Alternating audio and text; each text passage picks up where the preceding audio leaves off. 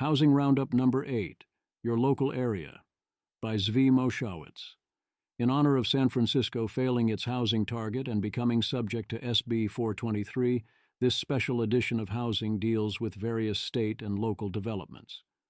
It is presumed, although plans never survive contact with the enemy, that this greatly streamlines getting housing built, to the tune of several thousand per year. San Francisco. Oakland rents falling most of all large U.S. cities after building more housing. No way. Court says UCSF is exempt from local height and zoning restrictions because it's an educational institution serving the public good. I notice this ruling confuses me, especially because the building proposed is a hospital. That seems like something where zoning should apply. Or else you could say all hospitals are public goods, and I would agree.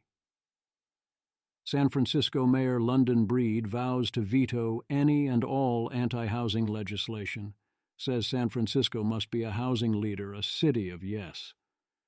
Well, that is going to take a lot more than vetoing new laws. What seems to be her plan for accomplishing this noble goal, since the current situation seems more like this? Hayden Clarkin, given an 8-3 vote tonight by San Francisco's leaders to downzone the wealthy waterfront neighborhoods to protect the views of millionaire homeowners, I figure I'd show a visual representation of the amount of housing the city approved in January. Yes, it's in red. Look closely. Image. This aerial view captures San Francisco's iconic layout, showcasing its dense urban grid nestled between the Pacific Ocean and the bay. The city's peninsular shape is evident, with the downtown skyline visible in the upper left. Notable features include the Golden Gate Bridge, expansive beaches, and green spaces interspersed throughout. There is a near-invisible red outline in the bottom left corner of the image. This photograph makes it very clear that whatever the area in question is about, building housing is not it.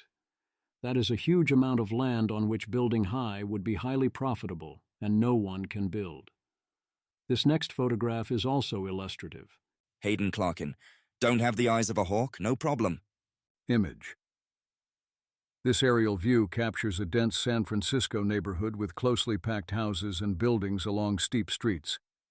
A main road bisects the image vertically, intersected by smaller cross streets.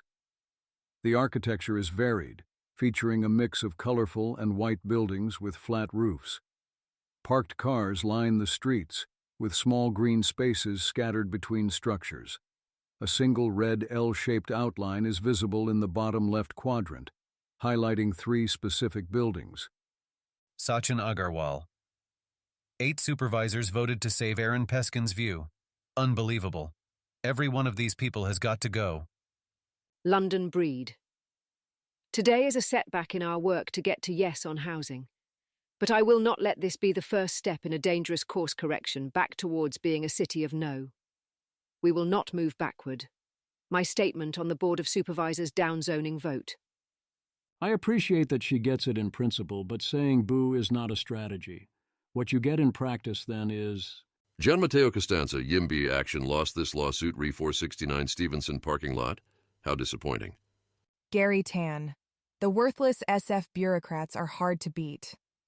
Historic Nordstrom parking lot is preserved instead of building 495 new units of housing in a transit corridor, 23% affordable. Corrupt nonprofit Todeco, Aaron Peskin and Dean Preston and their NIMBY agenda won this time. Aldo Toledo.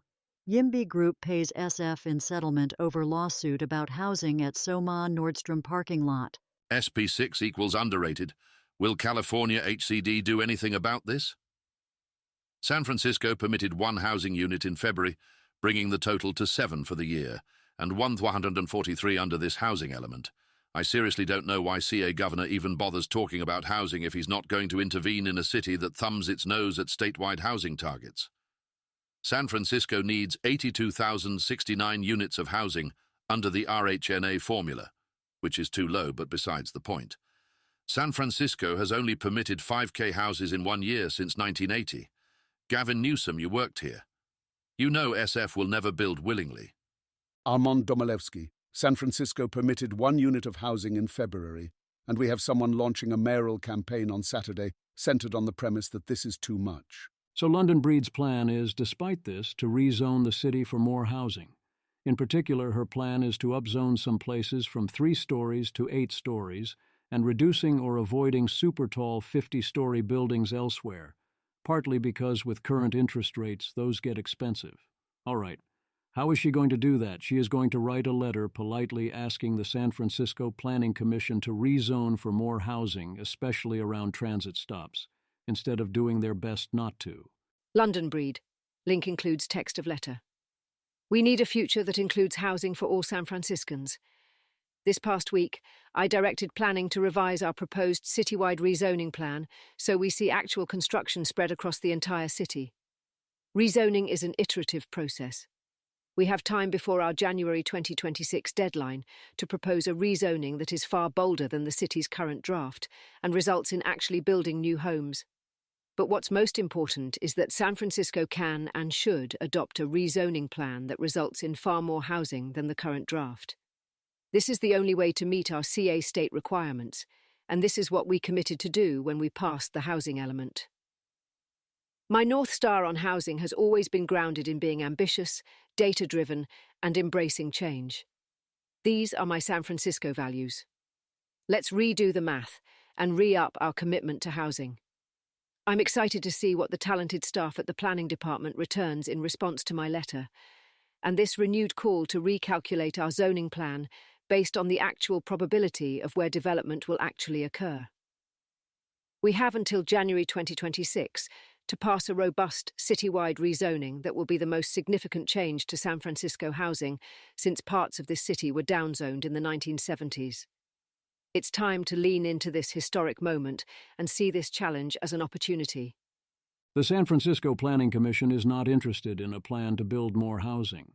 They are interested in a plan to not build more housing, to build as much housing as Mark Zuckerberg paid attention to the social network's legal proceedings. How is it going in the meantime? SP6R equals underrated. San Francisco housing permits through 15 months of the current RHNA cycle. 15 permits this calendar year, 1,151 total. I have no idea why SF's NIMBYs feel so down. You guys are winning. I don't why anyone brags about YIMBY Sacramento laws. They aren't doing anything. Perhaps one place to start on building more housing would be to not give money to organizations whose central purpose is to stop housing construction.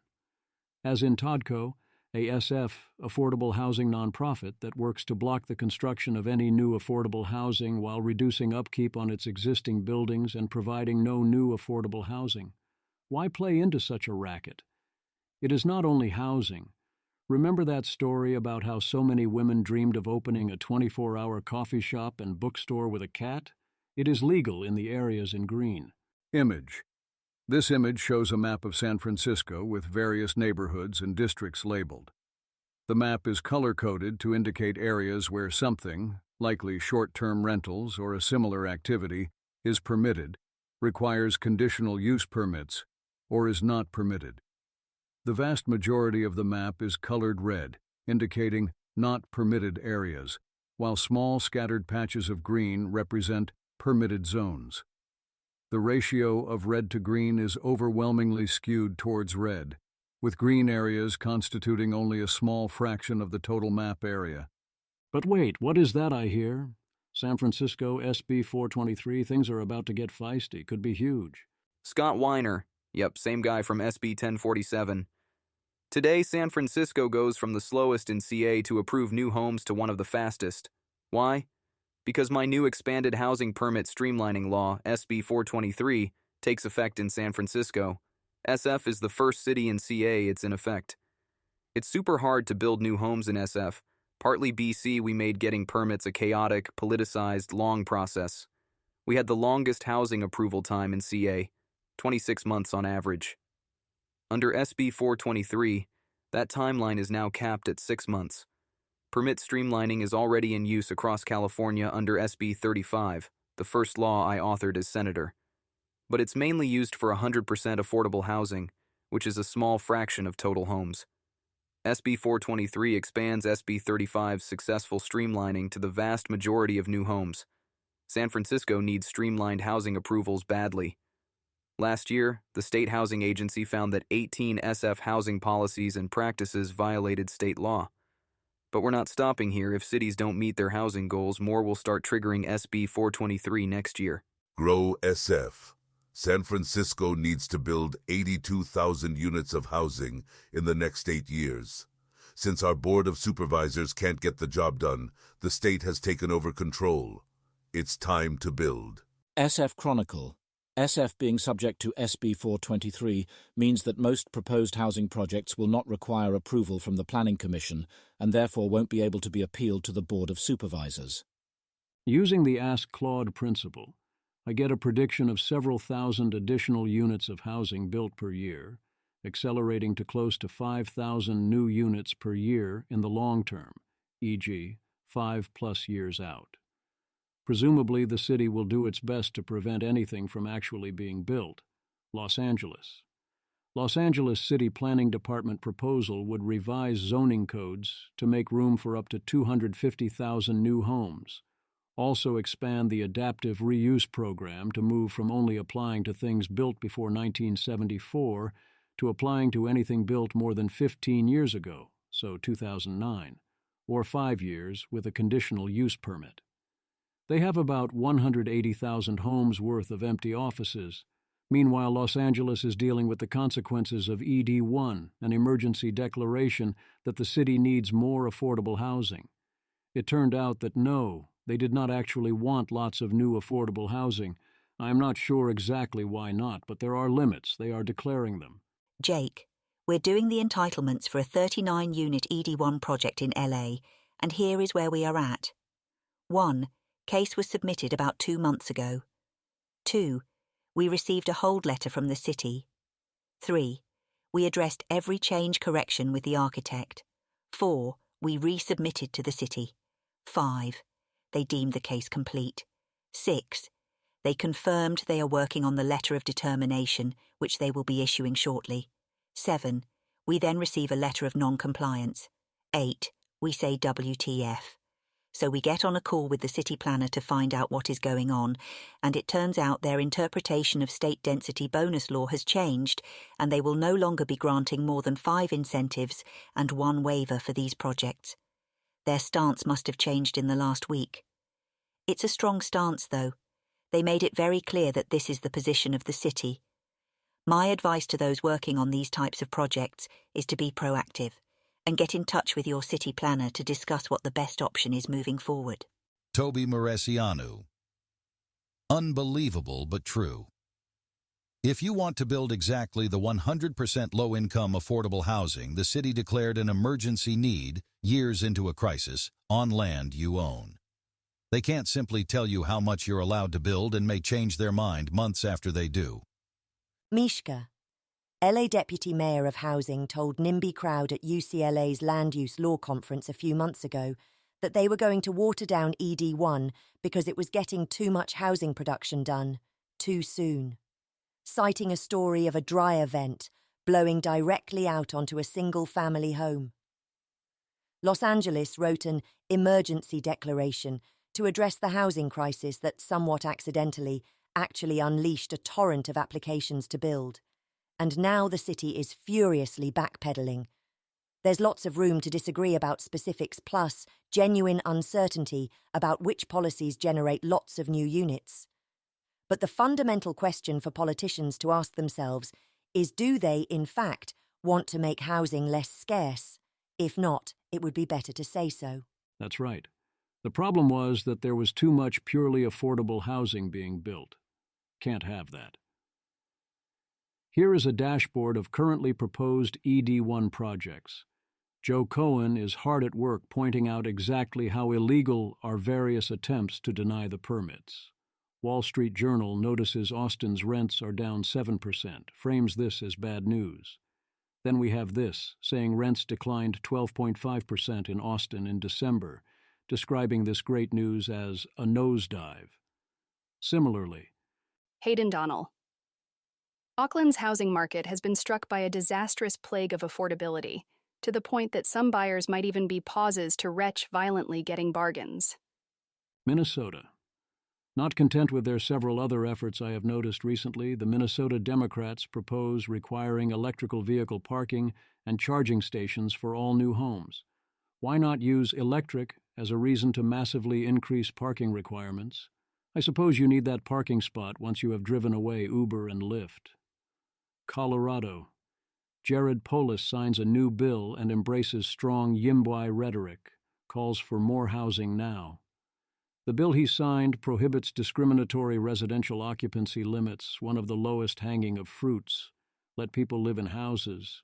So, of course, the top two comments are, Monthly Earth Day, Crypto Whales NFT. This is ridiculous. We can all read between the lines on the purpose behind this. Areas Angel 1329. You want more housing, yet you're not deporting the extra 50,000 illegal aliens that taxpayers are now paying for, which includes housing. So in reality, this will now allow 30 people in a 2-bedroom. The single-family neighborhoods are now gone. NWO plans are happening in CO. It's rough out there.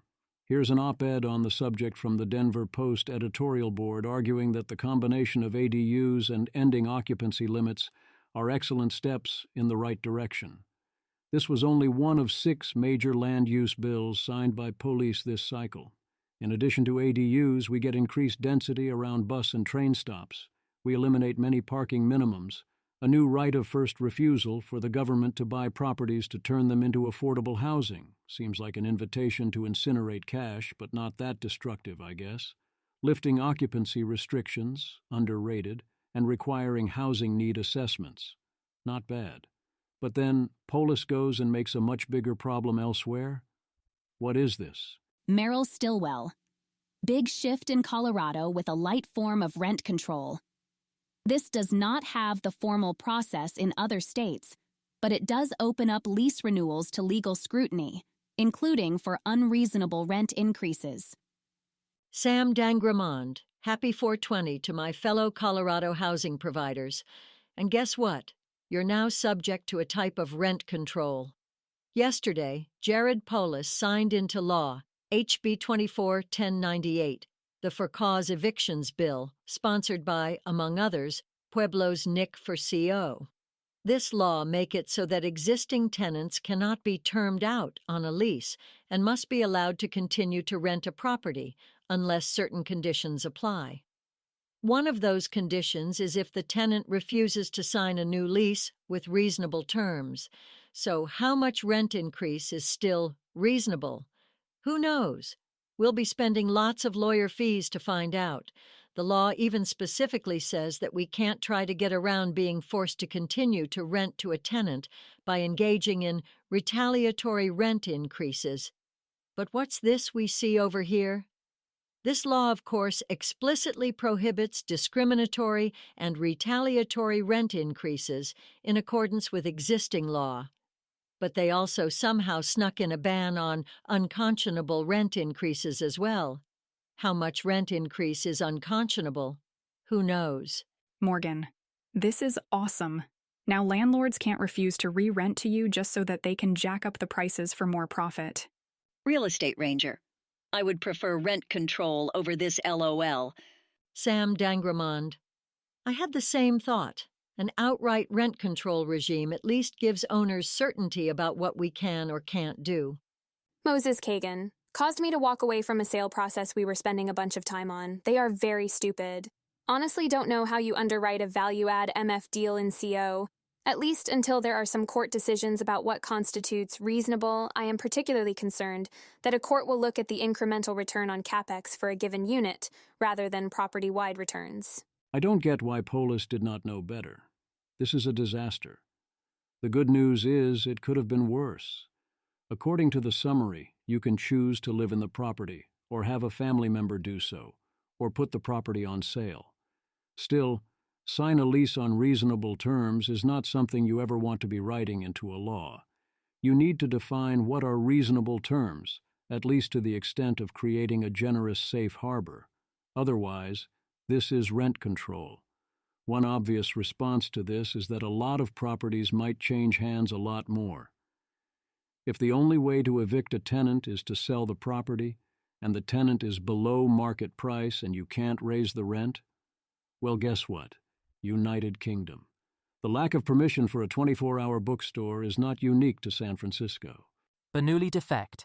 It's literally illegal to open a 24-hour coffee shop with a cat in the UK without a council-issued licence.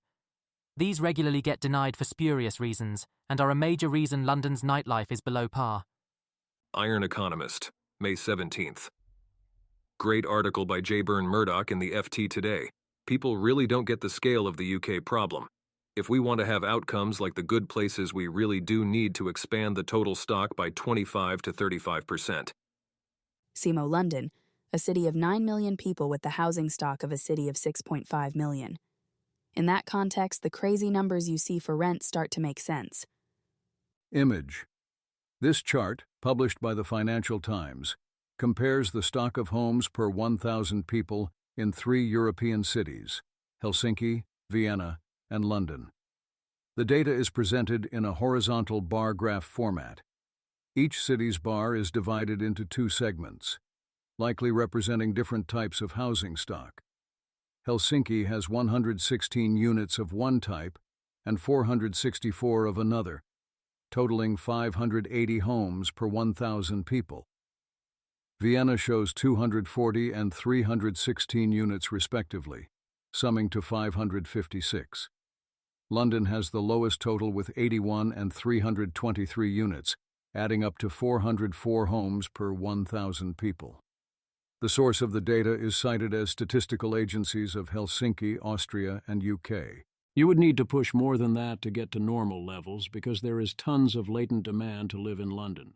Following up on British growth deterioration, Tyler Cowen notes Claude 3 estimates 12% to 15% of British GDP is land rent, and he estimates NIMBY issues account for about 15% of their GDP shortfall. I continue to think the counterfactual cost is vastly higher if we compare to actually building to demand. Lowering the cost of housing would radically alter competitiveness and supercharge everything else if it were fully fixed. That does not tell us what would be available from practical, forward-looking marginal changes. My guess is still quite a lot. France.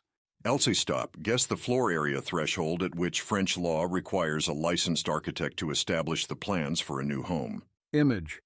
This chart displays the distribution of floor area in new housing units for 2010, measured in square meters. The x-axis ranges from 40 to 390 square meters, while the y-axis shows the proportion as a percentage. The distribution is primarily right-skewed, with the majority of units falling between 90 and 180 square meters. There's a notable peak around 120 to 140 square meters, indicating this as the most common size range. A striking feature is the sharp spike at approximately 170 square meters, which stands out significantly from the rest of the distribution. Beyond 200 square meters, the proportion of units decreases steadily, with very few units exceeding 300 square meters in size. A reasonable extrapolation is this means 75% of square footage above 170 ART, about 1830 SQFT, was not built due to this requirement. That is one hell of a cost, well in excess of what the architect could plausibly cost themselves, especially if you presume that having one should be a benefit. So this must somehow be a much bigger deal than that, presumably around regulatory uncertainty and delays, and that architects are absolute pains in the ass. China. The Chinese real estate boom was easy to see, but no one wanted to stop it, says the Wall Street Journal's Rebecca Fung. Well, one person named Xi did not want to stop it, until Xi suddenly did want to stop it. Then it stopped. There is a difference between noticing absurdity and wanting it to stop or to bet against it, and being able to pull any of that off. The story here is a lot of people assuming Xi would not want to stop it, or at least being sufficiently worried that Xi would choose not to stop it. Yes, the investments clearly made no economic sense, and were in some sense absurd. But we all know the market can stay crazy longer than you can stay solvent. For the Chinese government, doubly so. These were not easy short bets to make. What this doubles down on is that when there is what we will later call a historic real estate bubble, to the extent that bubble is a thing, it is going to be rather obvious that a bubble is present. China recently, America in the 2000s, Japan before that, and so on. These were not subtle situations. These were very obvious, absurd situations. You might not be able to profitably bet on a reckoning, but if you buy in near the top, that is on you. Argentina. Supply of rental homes up 240%, and real rents down 34% from when Milei took office to May 20th. That is what happens when you dismantle rent control in a country with extreme inflation, meaning that the resulting rents could easily get absurd in all directions. Taiwan. Taiwan has one of most severe housing crises. The Post goes into detail of how that happened, which is of course a lot of restrictions on building housing. Your area, city, or state. Sacramento adapts new general pro-housing plan. Mayor claims it makes it the most pro-housing city in the country. He correctly points out this is highly progressive in the sense that this advances things progressives care about, although it also helps with things conservatives care about. Salt Lake City exploring reducing minimum lot sizes from 5,000 square feet to 1,400. Here's a building in Washington, D.C. that's zoned for that. Arizona legislature does it. Welcoming Neighbors Network. The hits keep on coming in Arizona. HB 2721, which legalizes up to 5 plexes on all residential lots in larger cities, just passed the AZ House of Representatives with a big bipartisan vote of 36 to 18. There was talk that the governor would not sign, but Katie Hobbs came through, which now makes 4 pro-housing bills in Arizona. She did veto another law, HB 2570. Dennis Welch. Governor Hobbs vetoes the bipartisan Arizona Starter Homes Act, HB 2570, that would have limited the zoning authority of most of the state's cities and towns. Daryl Fairweather. This logic makes no sense to me. Why is the Department of Defense telling the governor of Arizona to block zoning for starter homes?